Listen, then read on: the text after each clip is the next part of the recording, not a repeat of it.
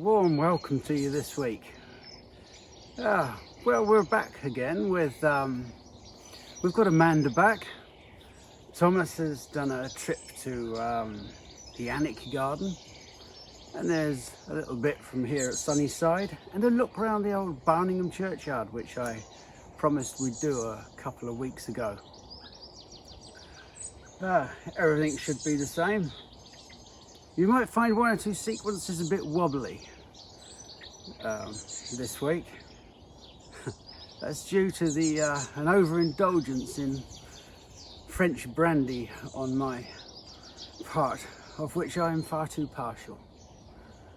Yeah, when you've exhausted every excuse, blame the French.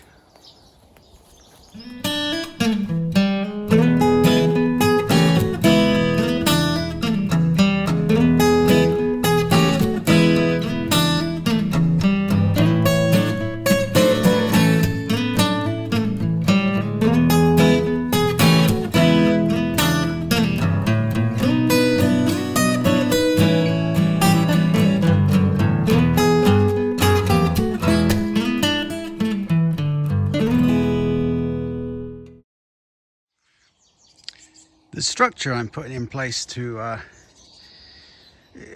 you remember that rose that we cut right back and it's now breaking away. This is a structure, a pergola. I'm putting it in to give us another aspect, some climbers and things. It's toned down nicely, but I've got a lot more to do around the other side yet as we enclose this sort of glade in the middle of the garden. One other thing that I should note, later on in the film you're going to see some lovely laburnum trees at the churchyard. They've just about finished, because I filmed that sequence a couple of weeks back. They've finished. Almost every laburnum around here is finished now, except this one that I have in this garden. It was here when I came, and it's lovely because it flowers. The usual one is Vossii, and we don't know what this is. It could just be the type species. I've forgotten the name of that now. I'll caption it. I'm using that excuse quite a lot now to caption things. But yeah, it comes out when all the others are finished. The Vossii have all finished. This one laburnum here just carries on afterwards. And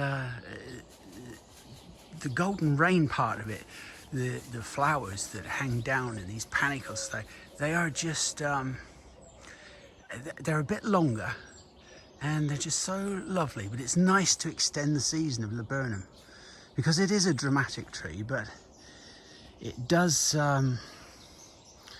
get over quite quickly. The other good thing is that the seedlings seem to flower at an early age. There's one over there that we've grown in a young pot. We'll probably put it out for sales in a year or two. But it's a lovely thing. No problem at all to grow. Anyway, work's moving on here, as you'll see. So we'll get on without further waffle and guff on my part. Now here's a little thing at Sunnyside. This is one of my favourite Philadelphus, the mock oranges. This is Philadelphus coronarius variegatus. You can see it's in flower now. This is the one they used to traditionally put at the end of potting sheds, mostly because gardeners are windy people. It's all this time of the year, it's all bending over and sweating and farting, and it's hard old work, but it's the most beautiful form. There's another one, I think it's called Innocence, the other variegated one. I don't like that as much. The problem with this one is that it takes such a long time to get going. You hardly ever see it because the nurserymen or the garden centres, they have to wait such a long time for it, and when it's young it can look a bit weak. It is weak growth. It doesn't have, I mean, if you look at the variegation, there's very little chlorophyll in some of these leaves. They're nearly all white, so its growth is reduced, but it looks nice all year round, unlike some of them that just look like nothing until they flower and you get the smell.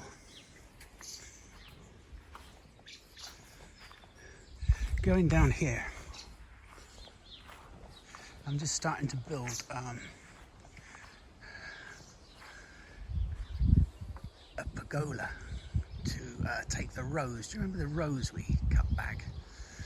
It's very difficult here, whether you have any structures level with the land or actually genuinely level. I go for a level, so this will start at 7 foot and it'll come round to where the rose started, the Kiftgate. If you remember, it's the big one we cut back. Now have a look at the new growth on it. This is all new growth, and it's growing 2 or 3 inches a day, I'd say now. It's growing like hell. We have all of these really long shoots from this stump.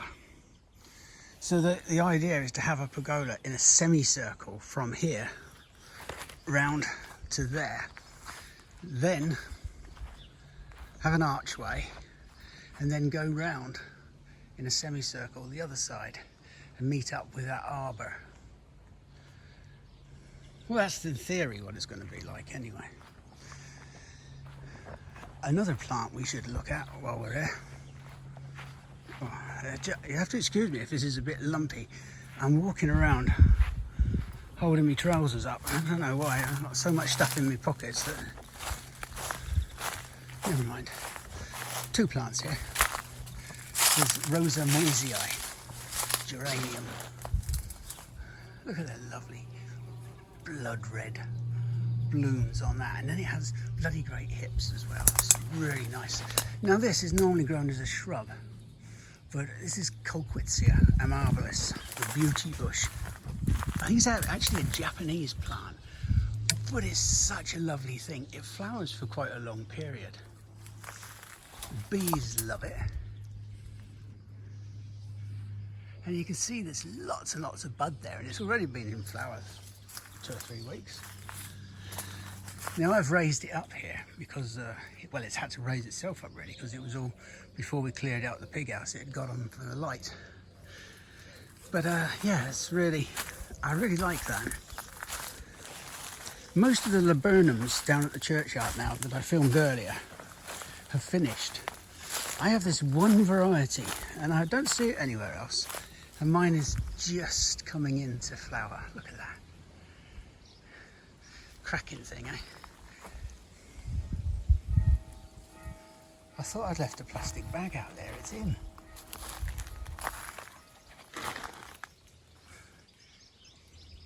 I think he's quite happy there. I'll leave you to it, Tuck. Anyway, you'll see here the other side of this pond. There's the Princeton Glory. There's Shiracewanium aureum. Now if we go down here, you remember, I don't know if you remember, I hammered this holly back because really it's too big, and I'm going to try and train it into a ball. You can see all the lovely new growth coming on it now. You know, it's mid-June. Really nice. Those hazels will get copies back next year. Some of them have suffered because of the bonfire I had. They'll be all right. They're already breaking away from down the stem. What else have we got to show you that's relatively interesting? Now I've strimmed in here under this this little area. My old dog Molly's buried in here. Unfortunately, I can't remember where.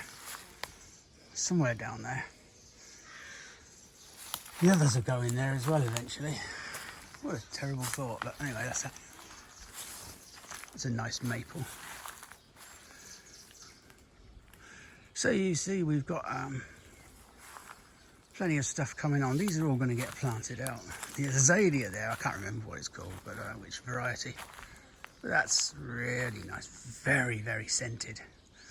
That laburnum I was telling you about, if you look over there, that's some young seedlings, and they flower within a couple of years. It really is an incredible thing. So, I'm going to crack on with this. It needs to be long because Kiftgate is really a tree rose. It's the rows that you plant up through trees. What I intend to do is just train it along this pergola.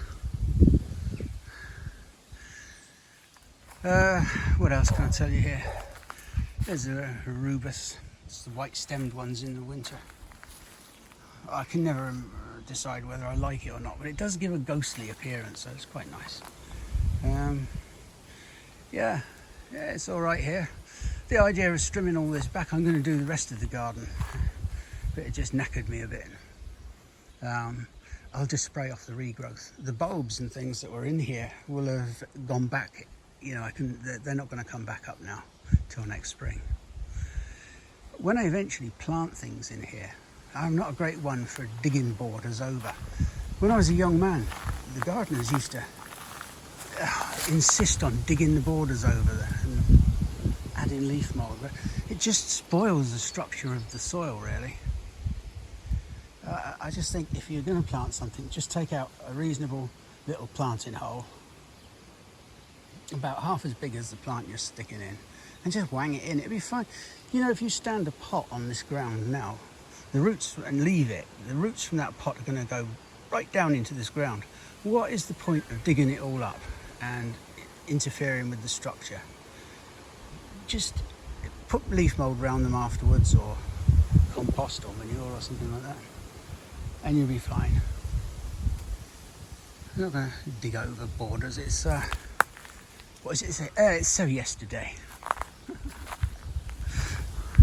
The idea, the important thing with these things, I'm using these meta posts. I used to dig holes and put concrete in, but then when it rots off, some poor sod's got to dig them up again, and then bloody great concrete. Oh, so use these. The trick is to get them level as you get them in, and it's very hard to judge a level by eye when a garden slopes both ways. It's just almost impossible. So you can get these little things. This is a little spirit level that I got on eBay. Not eBay, Amazon. Oh, I don't know, sounds like I'm advertising. But yeah. There, now you look at that. Now that is nice and level. But and you can just test it as you go. It takes a lot longer to keep testing it. But if you have it on the cock, it just looks ridiculous when you've done it. So you need to keep these level. That's it. I've got no more to say on that. Look at that little chamois cypress. I always look at that. It's really lovely. I love that thing. Let's have a closer look. Yeah. Accident rather than design. Some of the best things always are. Apart from children, of course. Look at that. I'm just adjusting my focus. Isn't that nice? I mean, that, again, I was talking about accidents. These really are just by accident. This lovely allium with the hostas in between. I think one of them's Hadsman Blue. I haven't got a clue what that bugger is. Plenty of bird shit on it. You can't help that either. There's another one over here. Hostas and ferns do really well in this garden. Yeah, so that's your update. Oh, one more thing. When we eventually make this what I call a pier in the middle of the garden, these are the apple trees that I'm growing to train over it. I'm quite happy with that one. Quite happy with that one. Just not sure about that one. I'm certainly not sure about that one, but I think it's improving. They're just getting away. That there is a multi-stemmed birch with trained back, cut back. I think it's Snow Queen, and I don't know where I'm going to put it, but I really like those multi-stems. In the winter, they're fantastic. That really is the update now.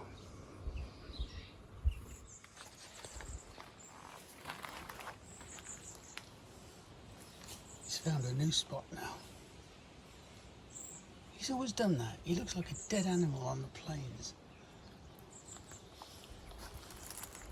Since he was a pup, he just collapses out and just flops. Hello. Oh, hello, girls. Must be near dinner time.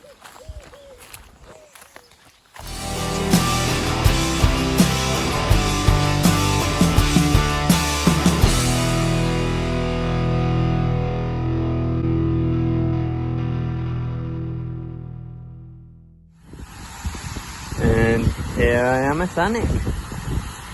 It's pretty impressive. The first thing you see, this big water fountain, surrounded by the yew hedge, and then a really impressively cut beech hedge with our little, I think you can walk through the middle of it and it's all got windows in it as well. But as far as being the first thing you see when you walk in the gardens go, that's pretty awesome.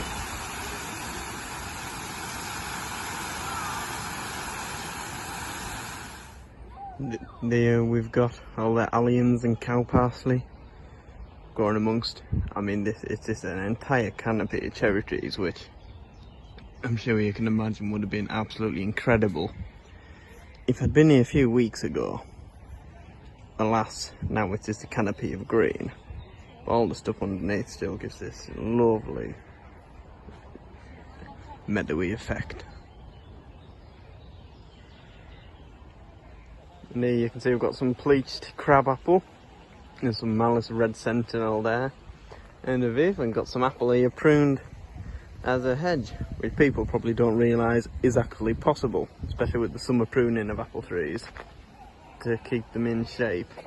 You can see there that the blossom that they have had, I bet that looks really quite something when they're in fruit. Just a really interesting thing to have it all edged. This is obviously a little herb patch. I've got edged with some apples, both in a hedge and as bleached as well.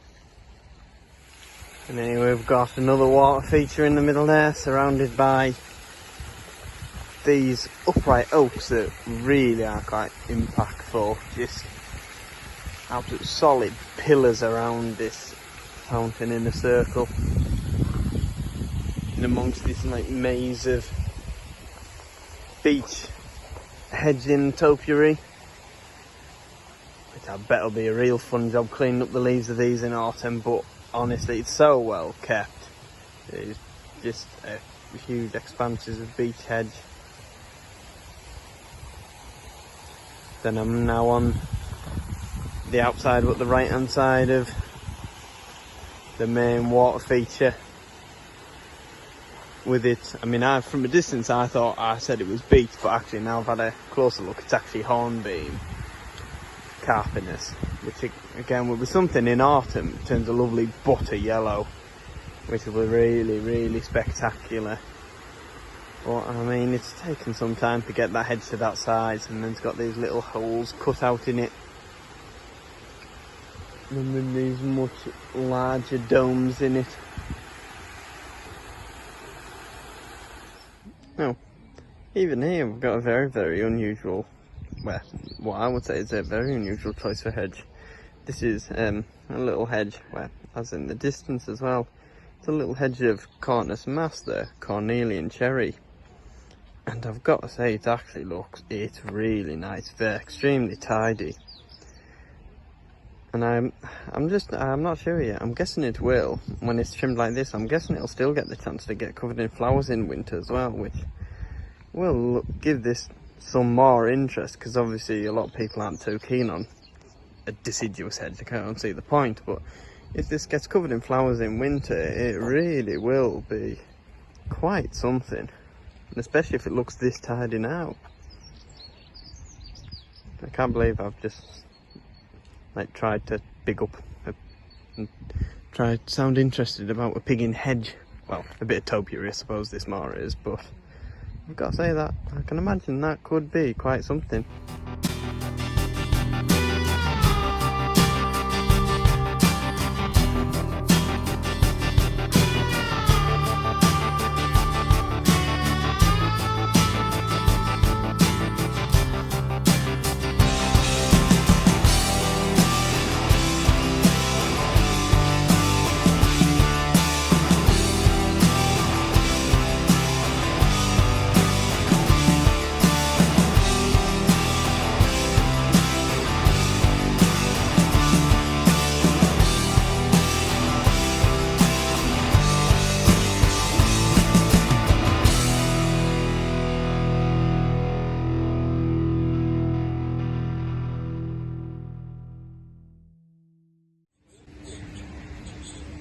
I don't suppose you could educate us as to what that one is, Malcolm? As they say, Annika, please keep off the grass.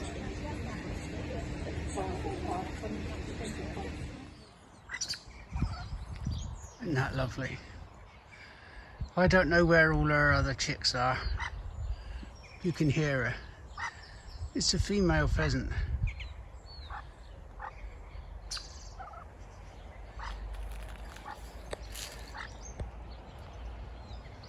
And she has one chick left.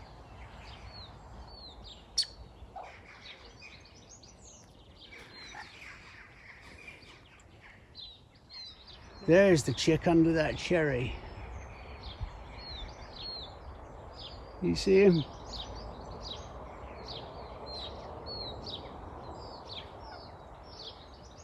And there's Mum, looking.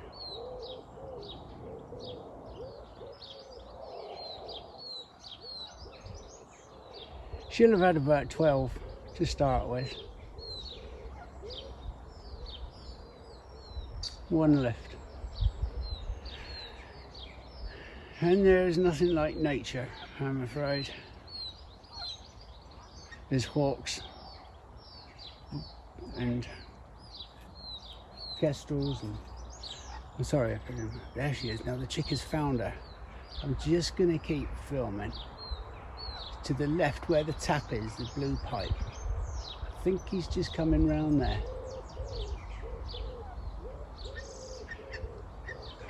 No, there he is.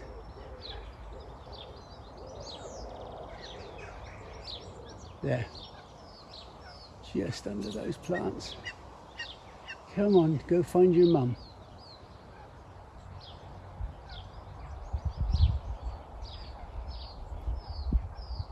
Whoa, no. There's another one. Up there. There's two. Oh, and there's another one. There's three. And I do believe I can hear some more.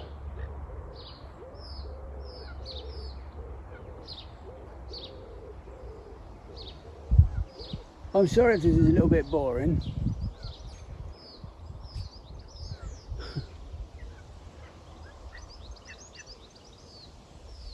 Well, there you go.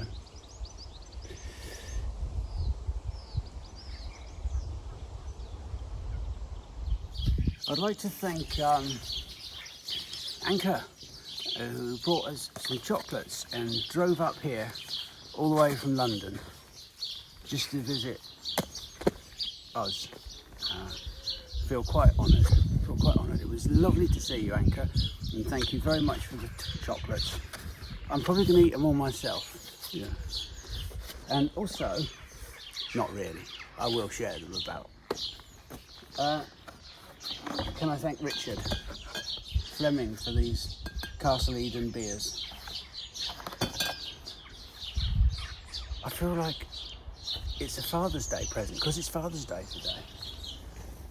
Except I'm not their father. But there you are, it doesn't matter. Thank you very much to both of you.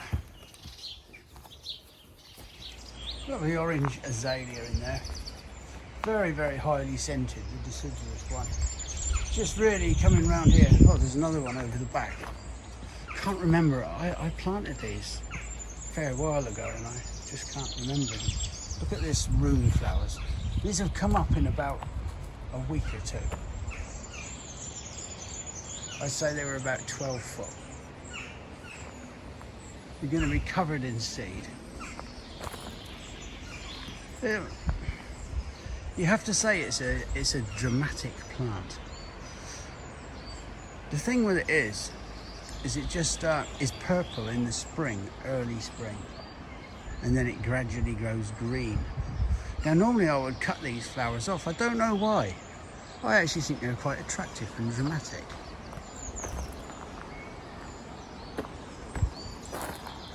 The old Kanzan thing is coming into leaf to blossom. It's very, very pathetic this year. It looked to be loaded, but it take ages to come out. I just think the late frosts have buggered the job a bit.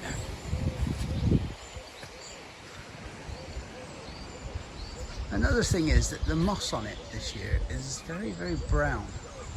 It's usually a lovely dark green colour, emerald green.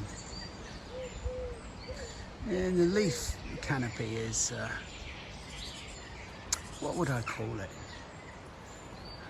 Thin. Yeah, there's lots of holes in the leaves.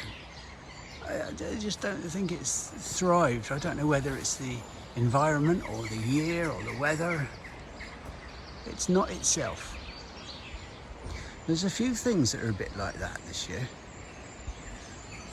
Although we did have a proper winter. These are the Metusa, the ostrich fern. Sorry, shuttlecock fern.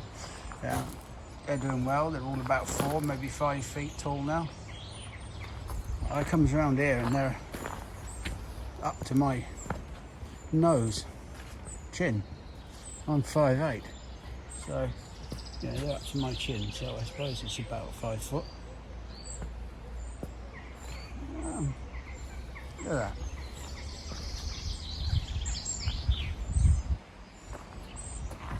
We propagated loads of those. We dug some beautiful plants out, 50 odd.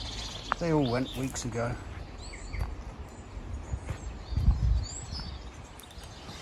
The alliums, this is Allium vulgaricum. A browny coloured flower. Doing well. Cornice in there, another one. This is a lilac, Syringa bellicent.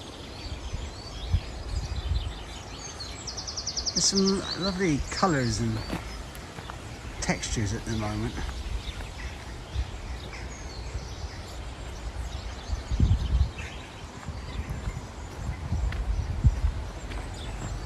The maples are doing well. Koto Ito Komachi. It's doesn't look much, but it suffered quite a lot because we hammered it for some material. But I think that's going to take quite well. There's a little tree I grew from seed. This is Pinus wallichiana. Doing very well. Our beech tree. I don't know whether I'm going to put this little clip in before or after the churchyard visit, but if you look at that, it doesn't have the density of foliage compared to the one out of the churchyard because it's older. Rhododendrons. Now, as I said before, I'm not really a rose person. You know, each to their own. I'm quite fond of this rose. This is the Dunwich rose. I think it's a Rosa spinosa type. It's just such a lovely thing. Single flowered. When the wind goes, the bees will love it. You can see all the buds that are still to come and those that have passed their way for this year. It's delightful, delightful thing. I think some months, a year or two back, we filmed ourselves trimming this out. Really, we did a clip on pruning it, and it's thrived ever since.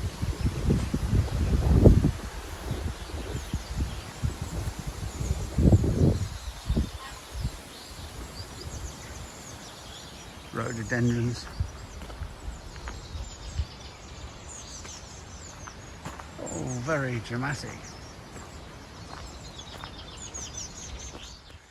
Okay, I've done as much as I'm going to do here now. I think I don't want to. Traditionally, you put cross pieces in like this and have another wire this way and make crosses. The trouble with that is it's too much wood and it takes your eye. If I want to put something that's a tendril up here, I can use that rigid plastic green stuff just for one section, like here, and then it can stick down. So if it was a clematis, hybrid clematis or something, it would be no problem with it. tendril away. But if I put more cross pieces in here, it's just going to look too much wood. I'm now going to stain this with a Ronseal decking stain. That's what I'm going to be farting about. It's really hot this afternoon, but I'm quite pleased with that. The idea now, I think I've already been through this, but I'll just repeat it, is to put a nice big archway in here and then continue with the same as the other side round here, and another archway over this path. So that's only one half of it. I'm quite happy with that. The Kiftsgate, of which, slight accident yesterday. I tripped arse over head and it really hurt actually, and fell in the Kiftsgate. Hence all the broken pieces, but I'm sure these pieces here have put on 3 or 4 inches since last night. It's unbelievable, the rate of growth. Anyway, it's what, the 16th of June? We'll have a look at this in a month and see where it is. I expect it to be over here somewhere.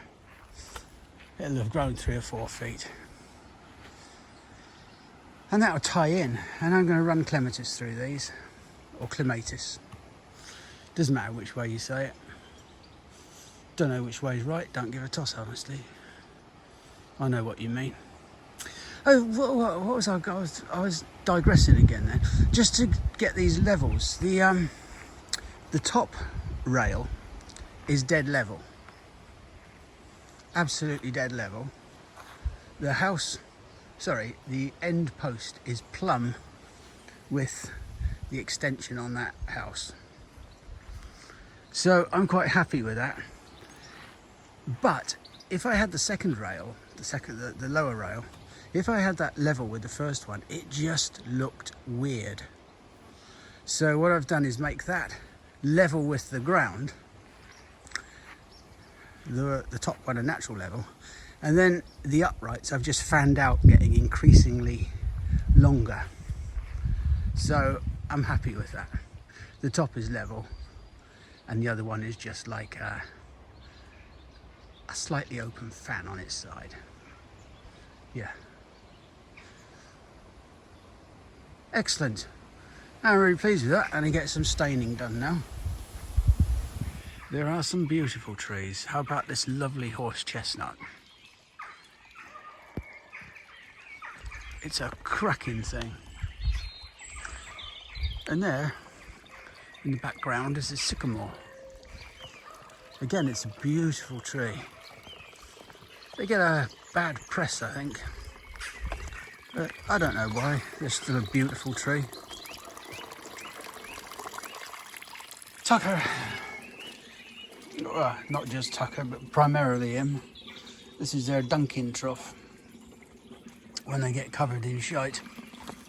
It used to be horse trough. But it's, I use it as his dunking trough now.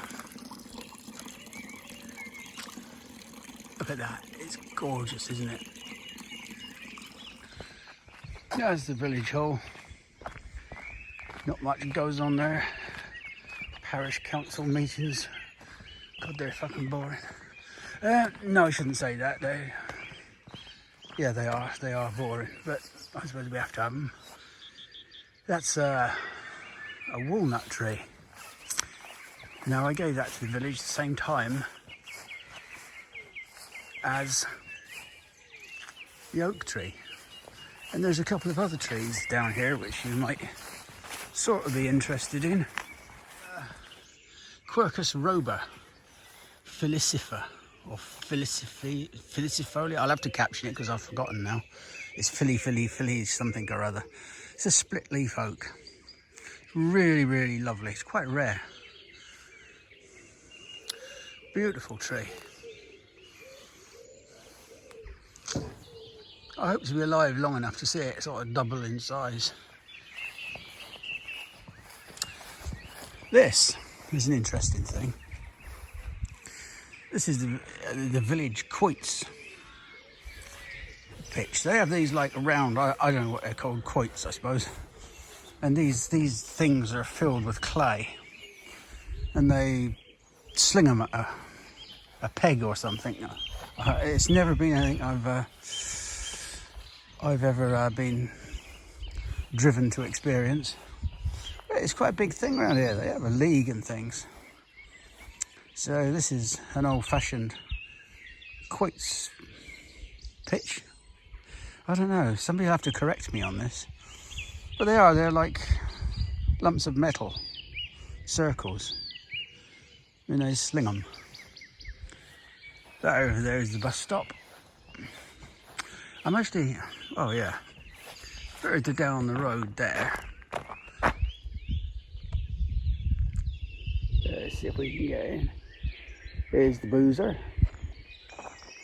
That's the pub. I suppose it's open now. It doesn't open. It has very restricted hours, I think, at the moment. But yeah, it's a nice pub. It's been done out. This is Churchyard Gate.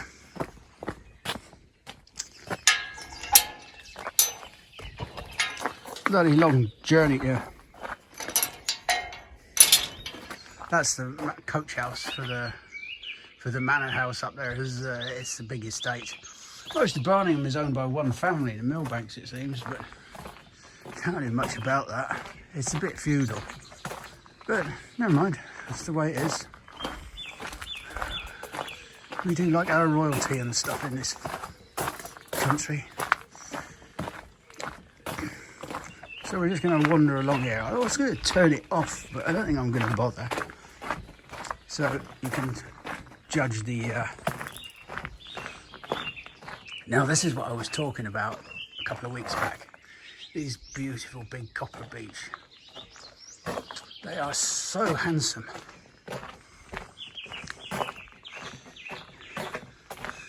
This is just ivy on the walls. The church itself, I don't want to go into because I don't know anything about it. It's pretty hundreds of years old. Look, here we are under these trees.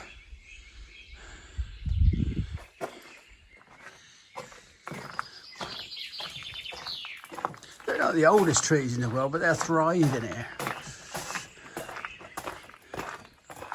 There, you can see this lovely evening light. Now we're under, I think there's 4 of them here. Going up there.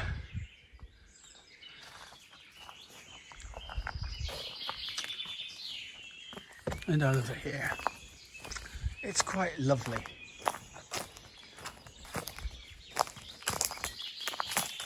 I don't know how else you could describe it. As I said, there's bloody rabbits everywhere, look at them. Wait, you little bastard, look, it's not even bothered, is it?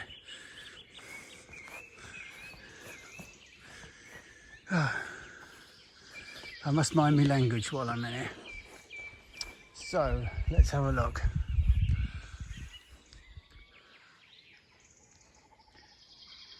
Whoa, right up there.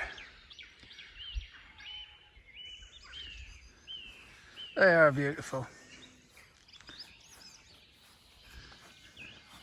There's them bloody, look at them things up on the top of that tower, bloody, what are they then? Bloody gremlins or something. Look at it. Gargoyles, that's the word.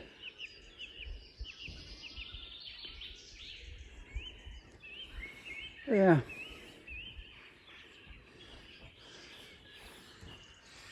You can't say we don't have some wonderful things in this country. A wonderful history, albeit a bit bloody in places.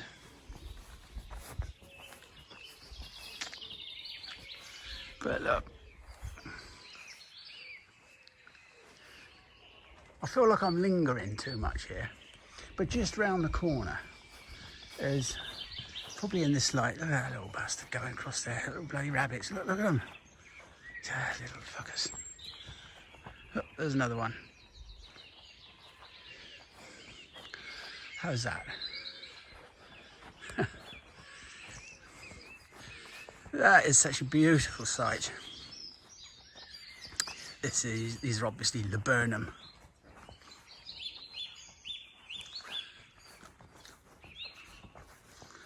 And they are just such a graceful tree.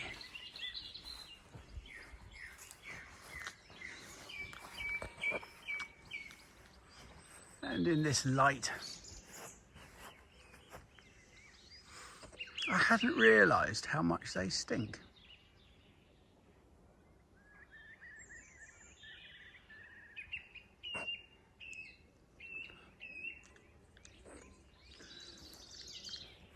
You really couldn't ask for anything more serene.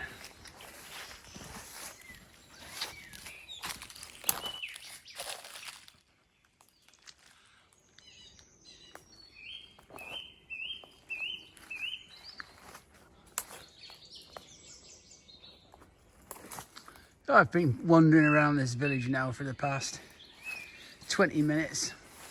I haven't seen anyone.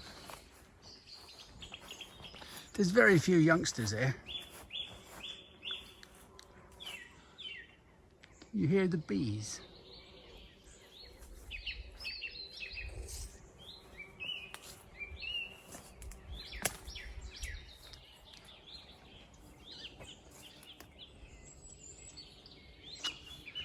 Well, there you are. I said I would show you Barningham Churchyard. And that is it. The angel at Eggleston, the old vicar, had it in that corner. But it wasn't allowed to stay, that sort of angel thing we have in the top corner by the apples. And he had to get rid of it. I don't know if I've ever mentioned this story. Anyway, the vicar was complaining like hell. And he said, I don't know what I'm going to do with this. He said, I'm going to try and sell it. So I said, how much do you want for it? He said, 50 quid. Well, I was so pissed. I haggled him up.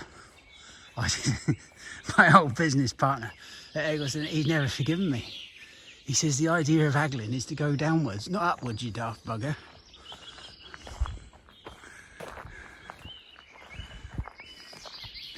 There you go.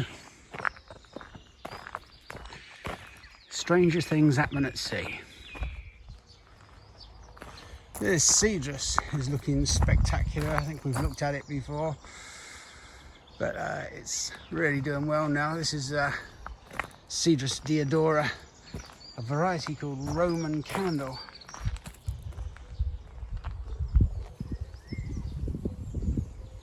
Quite spectacular. It's been very good this year. It is an interesting maple. This is Skeeter's broom. You see the foliage is quite condensed on it compared to a normal maple where the foliage is separated, but it's very, very congested. But it does add to the effect. One that we've sold out of, Shindasojo, is just going back from its really pink colours. But yeah, it's good. Little dwarf lilac. I think that's either Miss Kim or Palabin.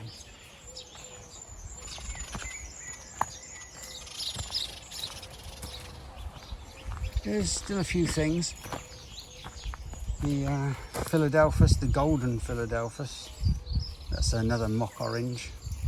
That's quite nice. It's not a big flower.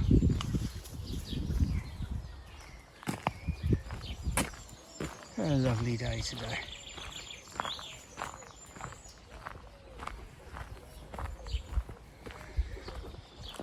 Rosa rugosa. Straight Rosa rugosa. Yeah, something you find in a hedge. Alba. What a beautiful white that is. Simple and beautiful fragrance. It really has a nice fragrance.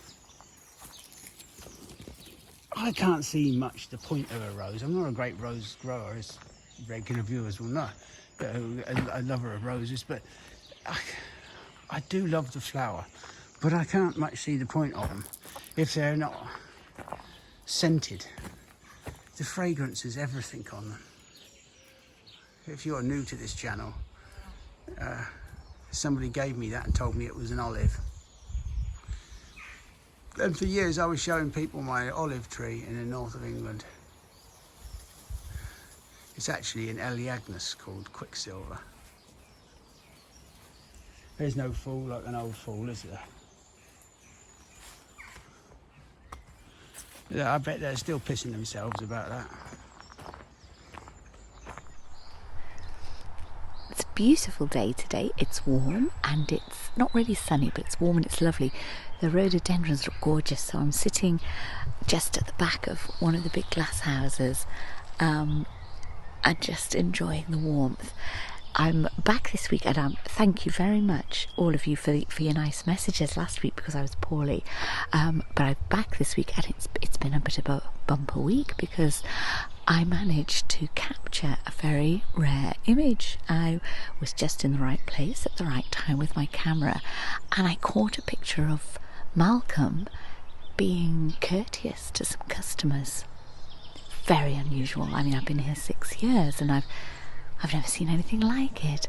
It was quite easy to spot him because his full summer coat is developed now, so when he is out in the open you can see it. It's an array of colours. We've got sort of pinks and turquoises and yellows and blues and greens and, well, all manner of colours really.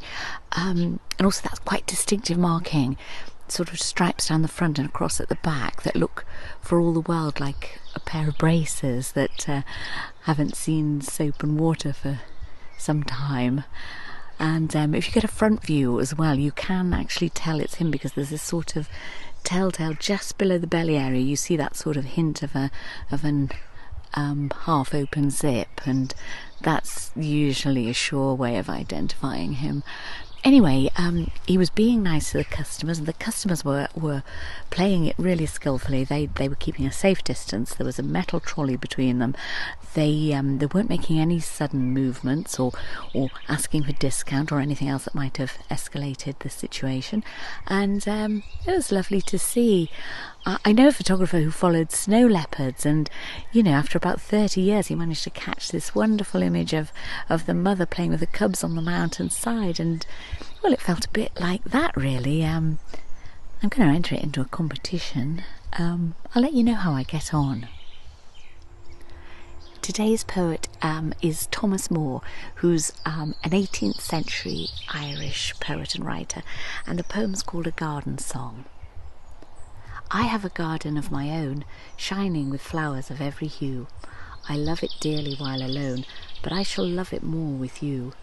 And there the golden bees shall croon in summer-time at break of morn, and wake us with their busy hum around the seer's fragrant thorn. I have a fawn from Aiden's land, on leafy buds and berries nursed, and you shall feed him from your hand, though he may start with fear at first. And I will lead you where he lies for shelter in the noontide heat, and you may touch his sleepy eyes and feel his little silvery feet.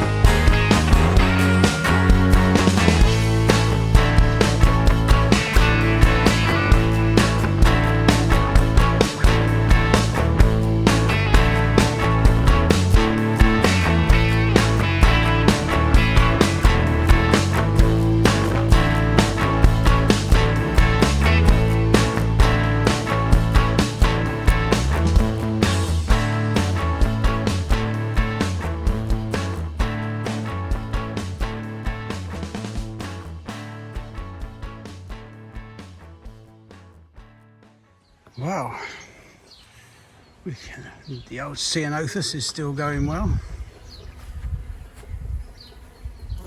The bees love it.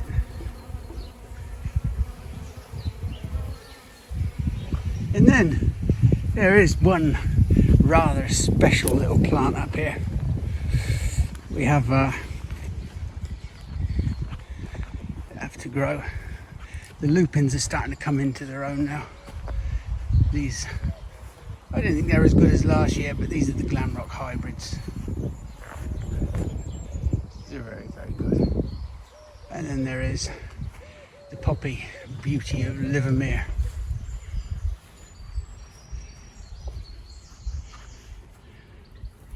What a handsome plant that is.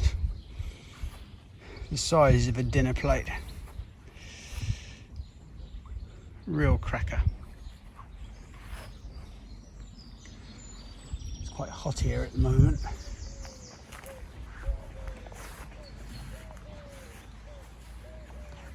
They're lovely pinks.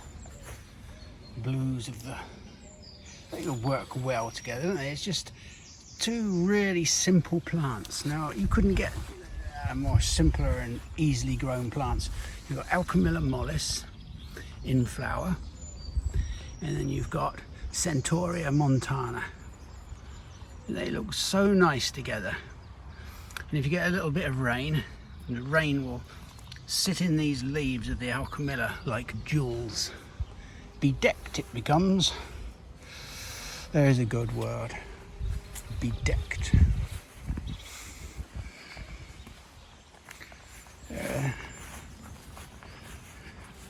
I can't remember which geranium that is. I'm not even going to look it up because it's fucking horrible. There's a nice flag iris.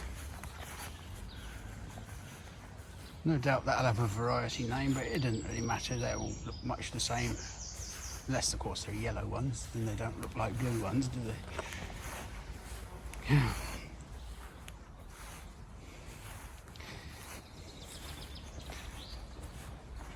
These are really doing well. And coming out is the... God, I've forgotten the name of it now. Big scabious. Cephalaria. With a C. Cephalaria gigantica.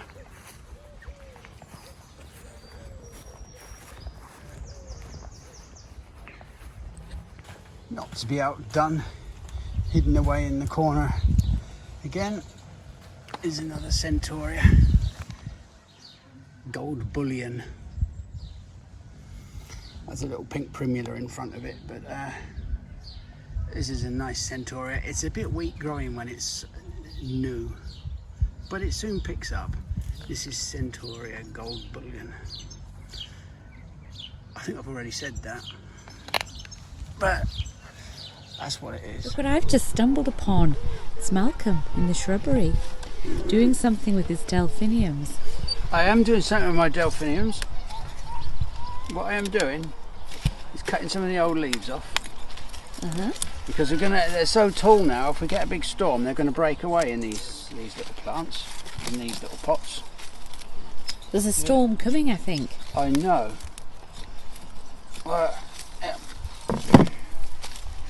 And then you get a cane. It doesn't matter about putting it through the root ball, it won't hurt that.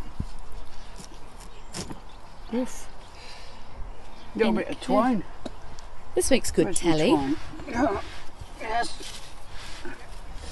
Oh, it's hard bending down. Yes. They say the age, it's usually people that have married a younger husband or a younger wife, they say age is just a number. It's a load of bollocks. It's not, it's a process by which you feel fucking knackered. The bell's ringing. I don't think we better let you see a customer. No, yeah. There you are. Now look at that. So that's secure now. Yeah. The trick with tying anything to a cane, right, I'll show you this. This is actually, I'm being sensible now. Well, I was sensible about being old. Yeah. The trick with any cane, if you don't tie them properly,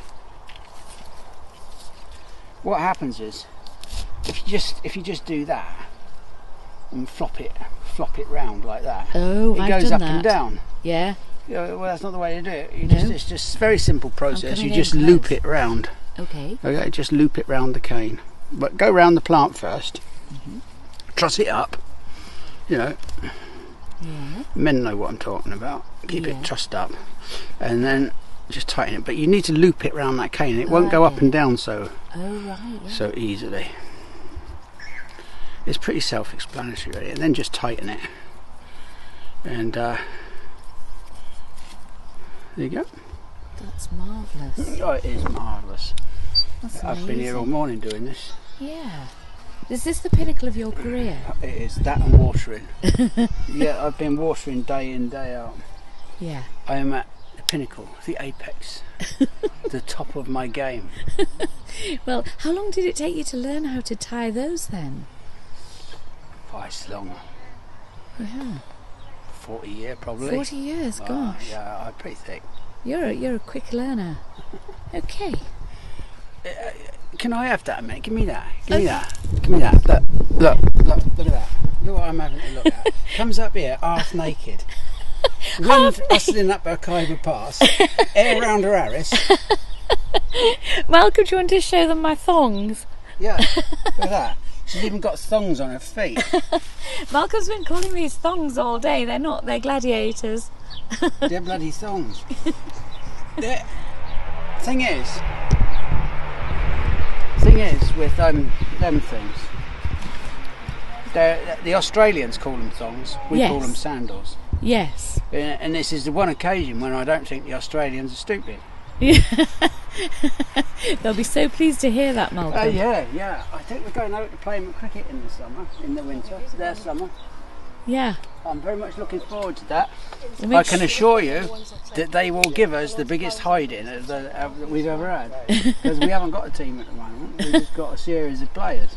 Well, take your thongs with you and you'll be all right. I would like to, but I can't stop looking at them actually. I don't know why women wear thongs. I think is it so the knickers don't show?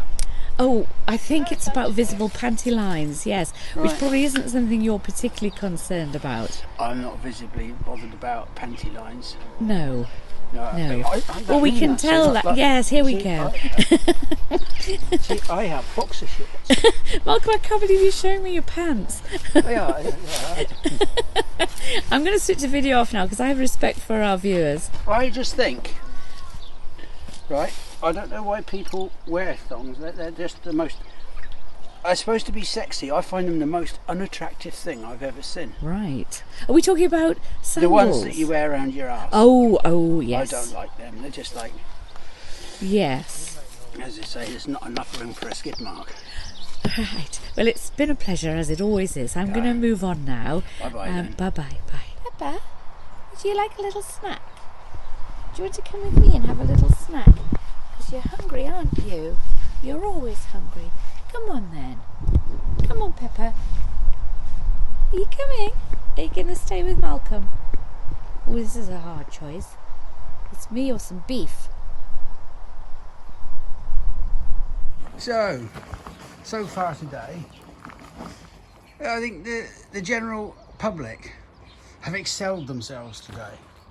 We've had 5 face masks, but here's the first.